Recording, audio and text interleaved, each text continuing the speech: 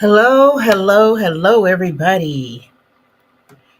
This is Michelle, and I'm back again with another one for you.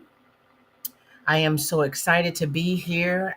This is the Real Conversation, Real Motivation podcast, and I am just so grateful to have you guys here today. We're going to change the pace and we're going to talk about something that is near and dear to my heart. So, before we get started, I just want to introduce you to my podcast, the Real Conversation, Real Motivation podcast, where I dive deep into real conversations about life and sharing powerful testimonies and resources. My name is Michelle Bradford, and each week I will be bringing you refreshing topics, providing you with practical motivation. I hope that this podcast offers a dose of positivity to help you navigate life by being aware to real life challenges. I'm telling you, I've been through a lot of challenges in my life. And so this is near and dear to my heart. So whether you're looking to heal from past trauma or finding resolutions to issues or just simply needing a boost of encouragement of any kind, you are in the right place. And I want to thank you in advance for being here.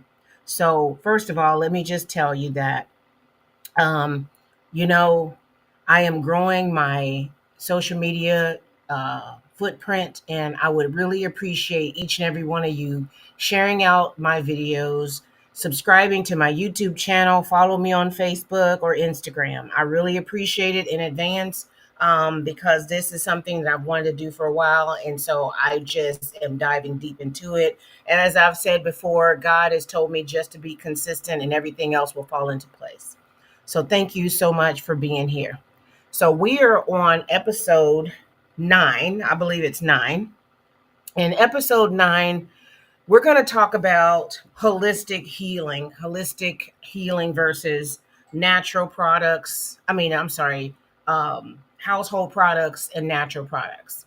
So that's what we're going to talk about today because um, I deal with allergies. Really bad allergies. I've been dealing with them since I can remember, probably three, four, five. I don't know, but they're extreme.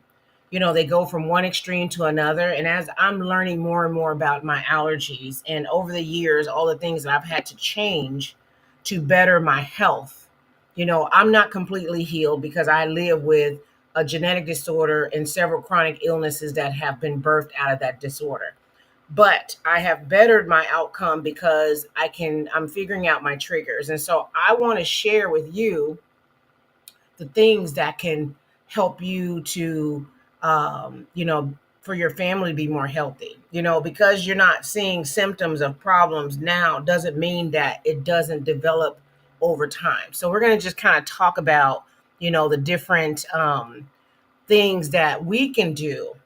And I'm only sharing information and resources that I have. You may have more resources, and please leave a comment if you want me to do a follow up, which I probably definitely will do a follow up on this podcast regarding um, the different things that we're going to be talking about today. So, household chemicals versus natural household chemicals. So household chemicals refer to like commercial products, cleaning products that have synthetic ingredients. So some of them can be hard to your health, and some, as we know, the environment. And so natural products are based off of a plant-based ingredients like vinegar, baking soda, essential oils that are safer for people on the planet. It may not remove completely because everything is chemicals, but and people are alerted to everything. So there are some natural things that are people alerted to, as well as some of those hazardous products. But the goal is to reduce the chemicals that are in, on, and around your body. Okay, so key points about household chemicals. They have a potential. There's potential of health concern, irritations to your skin and your eyes, and harmful to your respiratory system. I need you to stop being passive when it comes to the warnings on the side of your bottles. I need you to stop being passive when it comes to reading material and you go, oh, well, that's just the products. We've been so desensitized to not pay attention to a lot of those, and we buy these products. And I know some people who mix these products. They'll mix bleach and baking soda together, which makes a gas, can kill you. You can inhale it, and it can burn up your lungs. And so I need you guys to really start looking at the labels. Labels, labels, labels. Stop just looking at, oh, this is such and such with shea butters. This is such and such with this kind of product. And so you're not turning the container around and you're not reading the ingredients. If you cannot pronounce the ingredients, and I know I can't, I'm sure you probably can't either, and you probably don't know what they are. And so you need to be more aware. So this podcast today, this episode is all about bringing awareness and hoping that if you don't care about your health, that you care about your children, your grandchildren, your great grandchildren, because when we use all these chemicals, and think about it, you're putting chemicals in your hair, you're putting them on your skin, when you're putting lotion and perfume on your body. It may smell good, but the fragrances are the worst thing ever. The fragrances is what can cause a lot of the problems.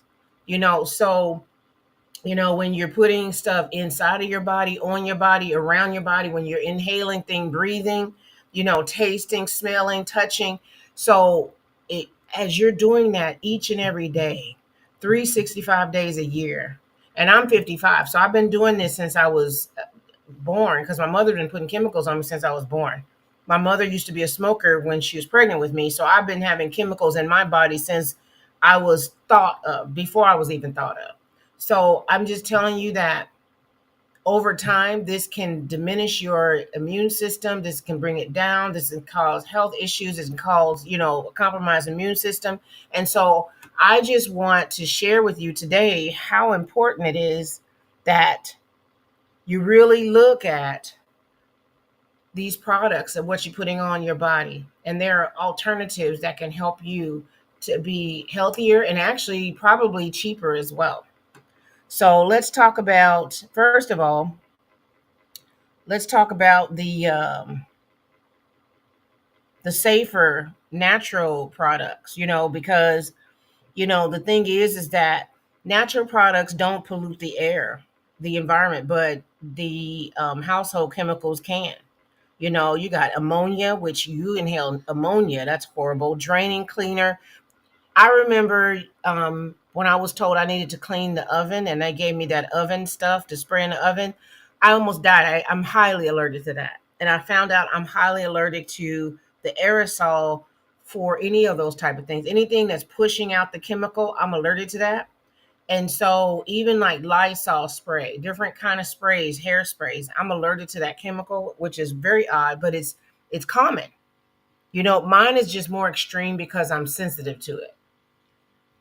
So let's talk about. So there's one thing that I've been looking at this week, and it's not really pertaining to um, individuals or a person personally, but there is something that I have to do every year. I have to do these requirements for my job. And one of the things that's included in that requirement, it talks that you have to go through, is you have to talk about MSDS, or, it's the safety data sheet or the material safety data sheet. And so those are things that that sheet is required by employers and by manufacturers. They have to have requirements on how to store these products, how they're used. They have to do testing for their employees to make sure they understand, what happens if you get this chemical in your eyes, where the eye wash stations are, different things like that. And so when I talk about this, I'm talking about this because I feel like this is a perfect thing that individuals can also look up. If you want to look up your dryer sheets or your laundry detergent and find out the hazards that they produce, I think it would be a really great staple, because you can go and look online and Google if you want to look up Clorox. if you want to look up Tide or Gain or, any of these type of laundry, Downy, if you want to look up any of those things, you can look them up. They're all public record. And so I feel like, we take the extra mile to do so many things in our life, but then we slack on, our family's health, on the things we do. I always say, I have this saying, and it came to me quite a few years ago, but we are convenient in life and inconvenient in sickness and death. So what that means, if you don't understand it, convenience is, oh, I'm going to just buy this laundry soap because it's already ready made and I can just pour it in the wash machine. Or I can buy this, or I can buy that. Things that are already made, it's already done. You don't have to put in any effort. And a lot of those things, even when they say natural flavor, or it says natural preservatives, or chemical free or whatever, you got to look past that. So let's get back on the MSDS. So this sheet can provide some information about chemicals and laundry soap. It's not generally considered to be the best document for consumers to use, but because it's primarily used in the workplace safety, and also may contain technical details not relevant to a household. But I think that even though it has some stuff on there you may not understand, I'm sure if you look at the hazardous piece of it, it has different sections of this sheet. I think it's very valuable because it will be helpful in helping you understanding the potential hazards or take extra precautions due to specific sensitivities. If you have a child, or if you are yourself like me, have allergies that are like out of control and so sensitive, I've had to eliminate so many things from my life, you guys. When I have to eliminate something now, it's like I get really sad because it's like I've already eliminated so many things. And so, but the intentional audience for this SDS is typically employers and workers in the industry, factories, hospitals, etc., and not typically for household use. The MSDS contains, I just told you, the technical chemical compounds of different hazards. It also has the handling the procedures, emergency responses, things like that. Um, and it's good for you to know that if somebody ingests something or if it gets in their eyes, what you need to do as a consumer to make sure that they okay. You are the first responders in your household. So most laundry soap have labels that have basic hazard information that is accessible for consumers to understand. I'm gonna tell you, most laundry soap has fragrances, and those are some of the worst things that you can put on your clothes. Think about it. You use that laundry soap every single day. You probably use dryer sheets and rinse and things like that. So that's more chemicals. You may be using some of those little beads. That's more chemicals. You may be using bleach. That's more chemicals. And so once you get done with that, they get dried. So now you're drying the clothes with the chemicals on it. So you're baking them into your clothes. And then you go on to put these clothes on your body each and every day. Not only all day at work, at school, but when you go to bed, you're still putting pajamas on your body. So you're constantly soaking in those chemicals into your skin, your transdermal. So I will tell you that it is very, very important that you be conscious about what you're doing as far as your family. Now, I'm going to go over here and shut these windows because it's dark and I don't want people seeing inside my apartment. So give me 1 second. But I will tell you that, a lot of people don't want to deal with having to make their own laundry soap. And that's okay. I make my own laundry soap because it's cheap for me. I do it once a year, and I don't have to buy laundry soap once a year.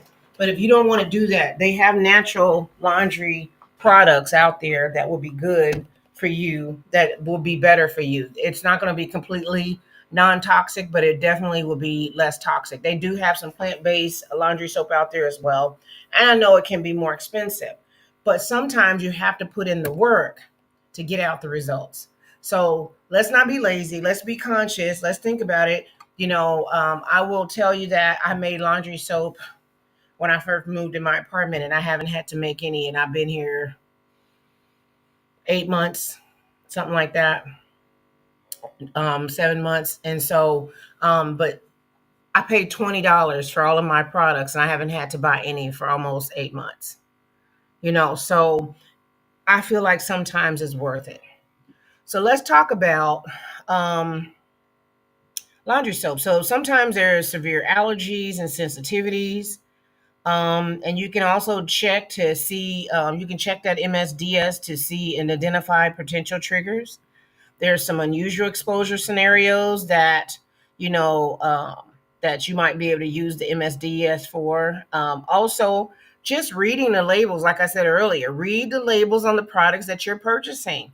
Take the time out and figure out what's going on. Stop being oblivious to, oh, I really like this product. It smells good. Smelling good doesn't mean it's good for you. Stop focusing on the smell. Is it good for your body long term, for your children, grandchildren? Is it good for you long term? So I will tell you that the communication regarding the MSDS is all done through OSHA. OSHA is a part of that, so they do handle that piece of it. So um, I was looking at one the other day for P&G, and one of the main things is the fragrance, the irritation, the allergies, what I just said about the skin, itching, that kind of stuff. So, there's respiratory issues, there's cancer, there's the central nervous system disorders, there's environmental damage, there's residue buildup, there's flame resistant chemicals, and all kinds of stuff. So when we talk about skin irritation, fabric softener can cause itching and inflamed skin, especially on babies. Respiratory issues can cause asthma, where something triggered asthma because of the laundry soap. And just remember, it doesn't have to be something that can happen immediately. It could be progressive over time. So keep that consciousness in the back of your mind and think about things that you can do to reduce your exposure to all these different chemicals that you're putting on, in, around, and on your body. So also, when we talk about cancer, carcinogenic, some ingredients in household products are linked to cancer. There's all kind of artificial colorings, impurities, all kinds of stuff that can activate those cancer cells. One of the main things that I'm going to say right now is antiperspirant. If you are a woman, I don't care if you are 5 years old and using deodorant, or if you 95 years old using deodorant, please stop buying the antiperspirant with all those chemicals and metals that's in those deodorants. When I tell you, I've worked in cancer care for a very long time, and I can tell you that one of the recommendations of oncologists is not to use antiperspirant. Before they started making all these natural products, one of the things they use is these salt rock. It's a salt rock. I've been using those. The other thing is doing a detox every week. So if you have issues with being funky and you feel like you need to have the antiperspirant, the reason why you feel like you need the antiperspirant is because it has changed the chemicals in your body. It can change the chemicals in your body. And so what it does is, when you don't use it, your body reacts to it. It's like, okay, I need this antiperspirant. But once you do a detox, like a chlorophyll, which I love my chlorophyll, it's a natural detox that will help you to deodorize on a cellular level. So as you deodorize on a cellular level, you can transition to natural deodorants. I tell anybody that if you have issues with being funky, do a chlorophyll detox. When I tell you that it doesn't make you have diarrhea or constipation, it's very gentle. It deodorizes, it neutralizes your body, it detoxifies, so it binds out any toxins, chemicals, parasites in your body, and then also it will give you nutrients because it is the brain of the green plants. So I was looking online just the other day for a lady that's saying she needed a detox for the new year, and I was telling her try chlorophyll. I looked on Amazon and it's like $10. So none of this stuff is sponsored. These are just things that I use. Now brand, the Now brand chlorophyll. It's a triple strength, which is the only kind I use, and you do a teaspoon a day. I just take a shot and then I drink the water afterwards. Some people mix it with their water. I don't like that. And so it just helps you to bind out all of the yeast and the toxins that are in your body, and it helps you to feel better. All that energy and sludge that you might be feeling down, it will give you back your energy. I wouldn't shouldn't even say give it back. It will increase it, because a lot of the reason why you're feeling exhausted and down is because you're, on a cellular level, you just have so many things going on. And so these chemicals are just wearing you out. They're wearing out your immune system. They're wearing out your nervous system. And I have all these problems, all of these issues. I have central nervous problems. I have environmental allergies. I have mast cell activation syndrome. I have EDS, which is a connective tissue disorder, which is causing all this. I have Chiari malformation, where my brain herniated down into my spinal column. I have skin irritation because I'm over here scratching right now all the time. I have hives. And so I'm constantly battling allergies, all kinds of stuff. And so when I tell you that my life is extreme, and it's still not extreme as it could be, because I'm trying to keep some kind of normalcy. And so it's a battle of, of nurturing. I've been nurtured to be for the convenience, but I try my best to do my own natural products and my own natural ingredients, because I know that using these other things are not good for me. So then we talk about fabric softener and dryer sheets are can get contaminated. They can contaminate the air and the water and can damage our ecosystem. When we talk about residue buildup, you can have that for fabric softener, laundry soap, any of those things like that can build up in the wash machine on your clothes, which can cause an environmental mildew growth. It also, like I said, it can also irritate your skin. You're wearing these clothes all the time that you've baked in these chemicals. Now that you had them in a dryer, now they're baked on. And so, and then they talk about fabric softener can reduce the fire resistance of children's sleepwear. Interesting. So, a lot of people don't think that natural products can, clean clothes, but I can tell you there's a few out there that are really cheap that you can go to. Castile soap, Dr. Bronner's. You can use washing soda, baking soda, borax. There's all kinds of stuff that you can use naturally. I actually make my own on the stove. A concentrate.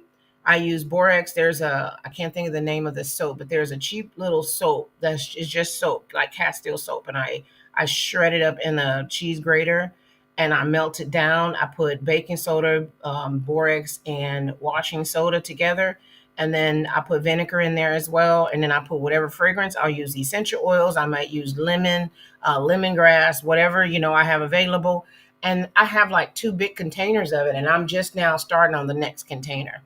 And so I'm just telling you that, it's a lot of work in the beginning, but in the end, you have a peace of mind. Your mind, you have a peace of mind because you don't have to worry about your family being exposed to all these chemicals. You can reduce that. I make my own laundry soap. I make my own body soap. I make my own oils for my hair. I use my soaps for my hair. I don't use regular shampoo. I still use conditioner, so I'm still, but I'm reducing the chemicals in my body. We can't get rid of them completely, but we need to be more conscious about how much we're doing. It's so extreme. America, America has so many chemicals that are banned in other countries, and we're using them because they're available. The FDA says, oh yeah, as long as it's got it's not 10 and it's 9 of these things and it's not 10, you can go ahead and, you can sell that. And as long as the label is good, you can sell that. And so the problem is that as a consumer, you are responsible to make good choices. I challenge you today to start looking at every label of things that you're buying. You can go online before you buy it so you don't have to do it in a store, but please start looking at the label. Stop looking at the advertising. Oh, they got this new they got this new I'm gonna try that because look at that late because that's what they use. They use marketing tactics to pull you in to buy stuff, and you don't even turn around the container. If you would just turn around the product and look at the ingredients, and if it says it has shea butter in it, and you see that shea butter is number 10 on that ingredients, there's no shea butter in there. It might be 1 or 2%. And usually it's water, it's alcohol, then it has all these other things in there. Like I'm allergic to those hydrolyzed proteins. I can't use that. Lanolin, that's animal, that's sheep. I can't use that. Emu oil, these are all animals. So I have to be conscious and look at the label. Red dye, yellow dye, green dye, all these different dyes are very, very, very, very bad for your children. They disrupt their behavior. They cause behavior issues. They can get down and cause allergies to their bowels, and their bladder. My son had spastic bladder. He was highly allergic to chemicals. And so that's the first thing I did is I took him off of red dye, and he started getting better. But he would pee in the bed all the time because he had these issues that he could not control. And when other people said he was lazy, I didn't believe he was lazy. I truly believe there was something wrong, and so I kept pursuing it until we figured it out. And so I don't recommend any red dye, any color in your kids' food because they are growing every day and you are exposing your children every day.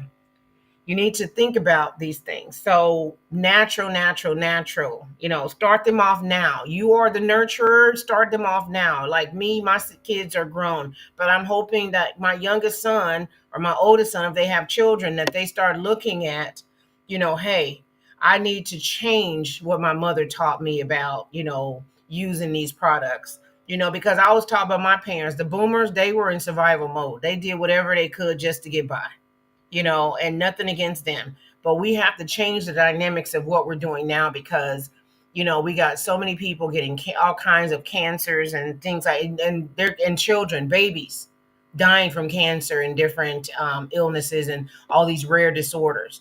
Well, I will tell you that you, as a mother, carry your children and grandchildren in your womb. And if you're carrying your children and grandchildren, my mother's mother carried me and my mother's mother died at a young age. My mother was only 3 years old. And so my mother, she partied, she smoked, she did all these things. And so she carried me and my children in her womb. And so my children, my youngest son, both of them come out with mental issues. I shouldn't say mental, like youngest one has autism behavior. The older one got something ADHD. And so there's a lot of things that are going on, but we have to look at it. Let's change the dynamics of what we're doing so that we can help the generations to come by changing the convenience of buying these products. And let's let's make our own, that's what that's my thought process. So, all right. So I just want to kind of talk about alternatives to, different things that you can use to clean with. So let's talk about the alternatives. We can always talk about the bad side, which is the chemicals and what it does to us. We can't completely get away from chemicals because everything is chemical, but we can reduce that. Do you know you can reduce your chances for disease and disorder? So let's reduce the chances for allergies. So let's reduce all that. So let's talk about some good alternatives that you can use. So if you're like dryer sheets, if you're using dryer sheets, think about this. You're putting all these things in the wash machine to make it smell good. And then you turn around and put these things in the dryer to make it smell good. you're just putting so many chemicals, and then you're baking all of these chemicals into your clothes. So instead of using a dryer sheet, use wool balls. 100% wool balls. Now, I know they're from a lamb, but they don't bother me. I use wool balls all the time. I put essential oils, they don't bother me. So I have used wool balls, and I have some now. So I love my wool balls, and they absorb moisture, they reduce static, and they soften the fabric. So, and then if you put some essential oils like lavender or lemongrass or something like that, it'll make it smell good as well. um, Baking soda is great in your wash cycle before you add the detergent to soften, when you add your detergent to soften your clothes and to reduce wrinkles. So baking soda is great. So that's why I use it in my laundry soap. Vinegar is a natural acidic, and it breaks down the detergent and the softener in your fabric. So if you decide you don't want to change your laundry soap, and I'm not telling you to do anything, I'm just giving you the information, throw some vinegar in there with that laundry soap, because it's going to break down the laundry soap better, and it's going to soften the fabric. So it's a really great way to start the process, because sometimes it's overwhelming. So do a little at a time. You don't have to do it all at once. It's taking me time, years, years and years. I'm doing a little bit at a time, figuring it out, as I go along. So some progress is better than no progress. Having the consciousness and awareness to start this process is important. So another thing is Epsom salt. Epsom salt can be used to create an all-natural eco laundry routine. You can use that with your homemade laundry soap if you want. Now, I've never used this, but I am looking forward to finding out more about it. Is soap nuts. Soap nuts are reusable, biodegradable, and can clean clothes and act as a fabric softener. I've never heard of soap nuts. I'm reading from Google. And so tennis balls as well. If you don't have money for wool balls, tennis balls will work just as good. And it can prevent your clothes from clumping. It can help collect lint, and it can reduce static and fluff out towels. So tennis balls, I've used tennis balls, and you can put essential oils on them as well. Great, great, great. A great alternative. All right. So the next thing is reusable dryer sheets. I've never used reusable dryer sheets, but I do know that they are out there. I've only used the tennis balls and the wool balls, but that's a great to know that there's reusable dryer sheets out there. And then I mentioned essential oils. So I use essential oils as well.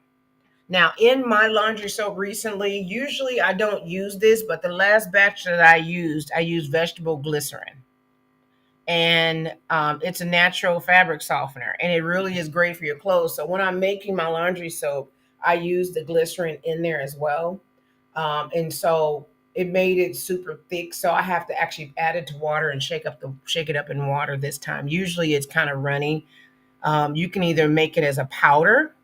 Powder irritates me, so it doesn't matter if it's a natural powder. So like if you want to just make a powder where it's easier, you can just throw it all in a tub and throw all the powder substance in a tub and go from there. But I like mine liquidy, so mine is kind of like a creamy substance, because I put the glycerin and some other stuff in there. So but if you don't want to do that, you can just do all the powder stuff, and it's just as good.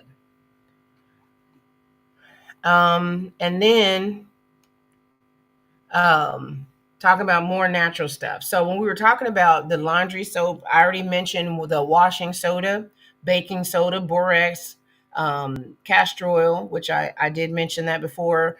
Dr. Bronner's is a really great one that I use.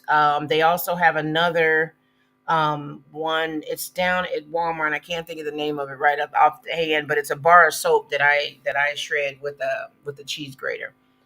And so when I tell you that it is so cool to know that you can make your own product, I really love that. So let's talk about making your own laundry soap. How hard is it? You know, we've already talked about all of the toxins and stuff that are out there that you're using currently. But Um, One of the ones that I'm using right now, I think I'm like my recipe is like 4 cents, or yeah, 4 cents an ounce, something like that, maybe 24 cents an ounce, something like that.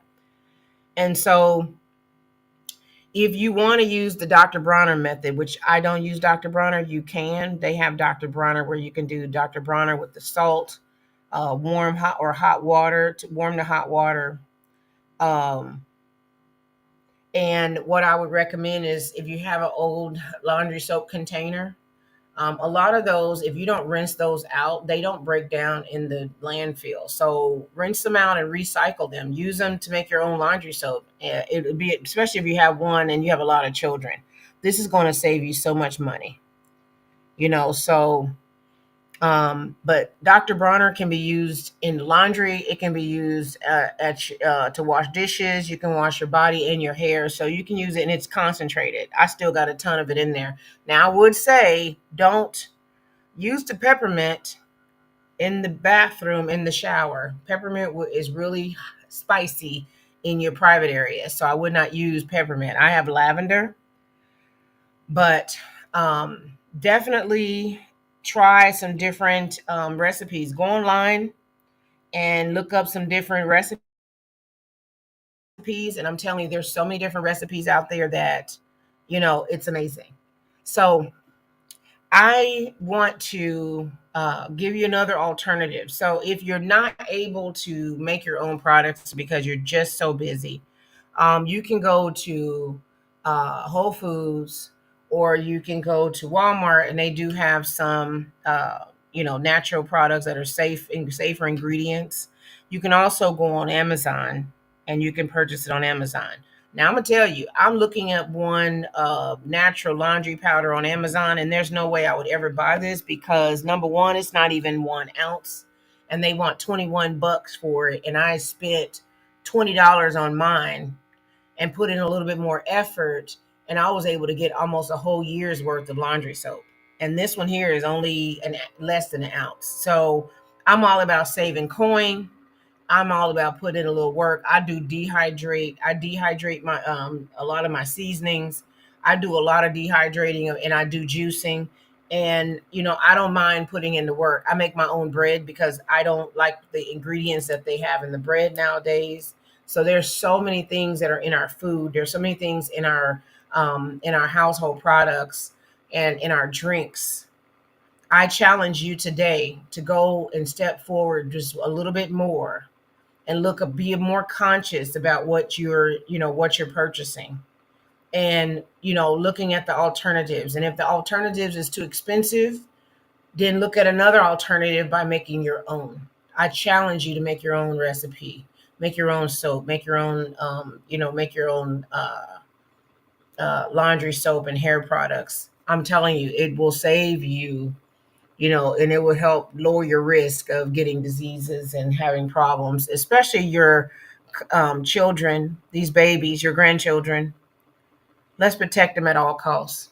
And that includes using all these chemicals that compromise their molecules and their cells and causes them to have ADHD and ADD and behavior issues and, all of these problems. Let's be conscious about that and let's do better. So I want to thank you all again for another wonderful podcast. I didn't look at my comments. I don't know if anybody was here, but I do want to just tell you that I appreciate all of you just supporting my endeavors. I know that each and every week I'll get better and better at this, and so I'm thankful and grateful to have you to be on my podcast. And if you would like to be a guest on my podcast and sometime in the future, please let me know by leaving a message under my comments. Again, if you could subscribe, I would appreciate it. Next week, we're going to go a little bit further. We're going to talk about, seasonings, because people buy seasonings and they'll look at it and all they see is the name, but they don't turn around and look at what's in it, and then, you're using something that's no good, so I'm going to give you an example. People always go to these foreign countries like Mexico and Dominican Republic and things like that, and they buy these vanillas. And most of them are just buying it, and I see them buying it, and I'm looking at the ingredients going, it has color in it, it has all these different chemicals. There is no vanilla anywhere. So my mom, I didn't know she had bought the vanilla. She went and bought it after I said don't buy it, and she bought it. And she didn't use it for a very long time, you guys. And when she finally used it, she was so disappointed. She said it was horrible. It was just colored water. And I told her, I said, you spent all that money on vanilla. That is no good. And so we're going to talk about some of these products that we're using because we look at the name of it. We don't look at the ingredients. So I'm going to actually show some slides next week, some pictures of different things and showing the ingredients of stuff that they say it's good for you, but when you on the front of it, it looks good, but when you turn around and look at the ingredients, it's not. So we're going to talk. I'm going to find some examples, and we're going to share those next time around. And we're going to be a little bit more interactive so that you guys can see some of the things that I'm looking at. And I hope that you have an amazing, wonderful night. And I really appreciate you all being here. And I hope that you have an amazing rest of your evening. God bless you. Take care. And I will see you guys next Sunday at 6 p.m. Eastern Standard Time. Take care. Bye-bye.